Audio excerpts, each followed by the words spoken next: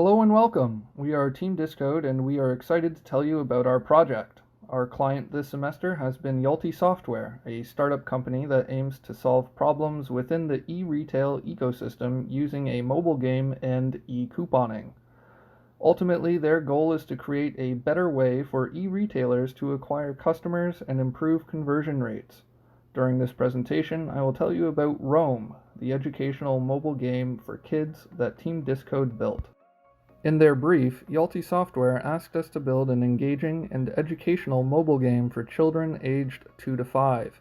They needed a game that was scalable so children would play frequently and return to play for months or years.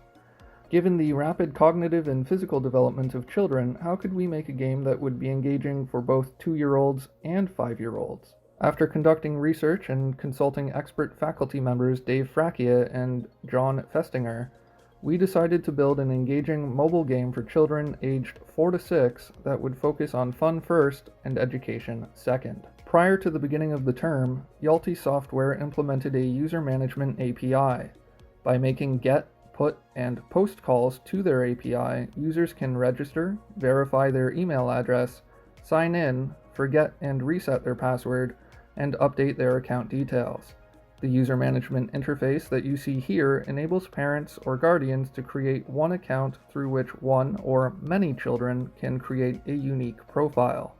When the player selects their profile for the first time, the intro cutscene will play.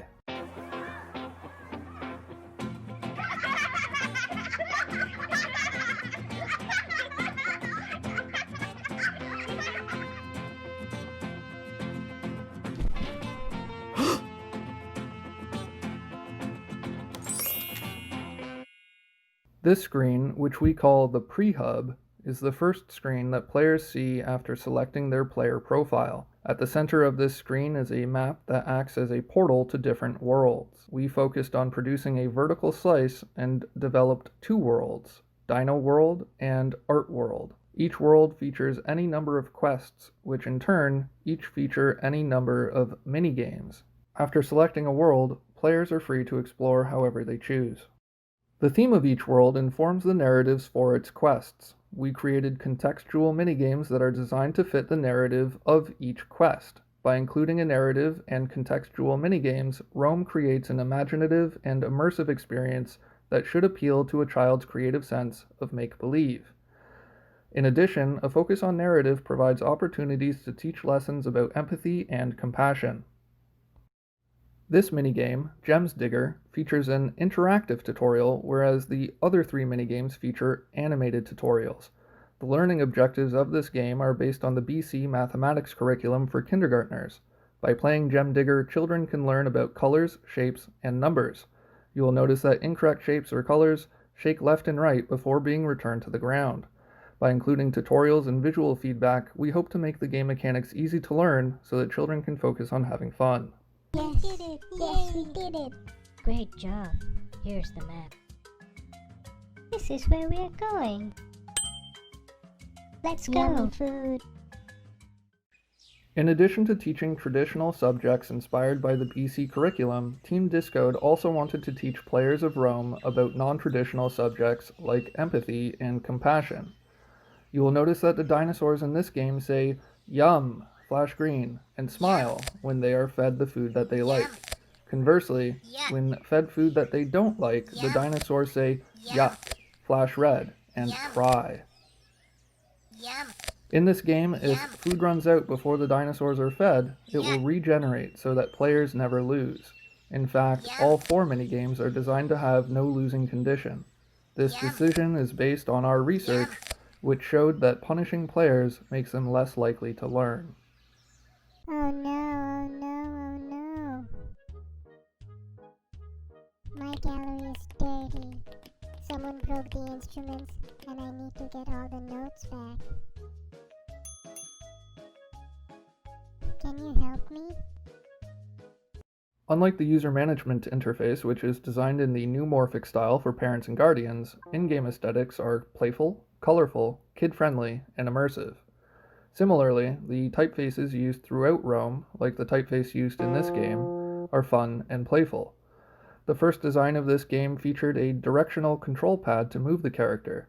but our research indicated that we should use controls that are better suited to the developing motor skills of young children.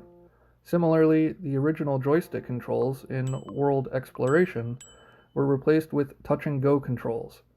The minigame that you are watching now, which is called Collect the Notes, is in its third iteration. Team Discode conducted user testing remotely using Zoom, Useberry, and TestFlight. Collect the Notes underwent a major change from one iteration to the next after we consulted Jason Elliott. With Jason's helpful advice, we pivoted the design of this minigame away from testing players and towards learning through experience. Thank you so much.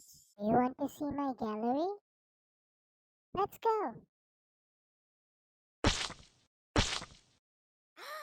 Oh no, we need to find who did this. Look, the bandit left a message. Consultations with faculty members helped us to understand that kids do not like following instructions. This minigame, which is called Paint the Thief, initially required players to paint areas of the thief with specific colors. Now, in its third iteration, Paint the Thief allows players to experiment freely so that they can mix and blend colors as they choose. This minigame is a good example of the expression mechanics that we have incorporated throughout Rome.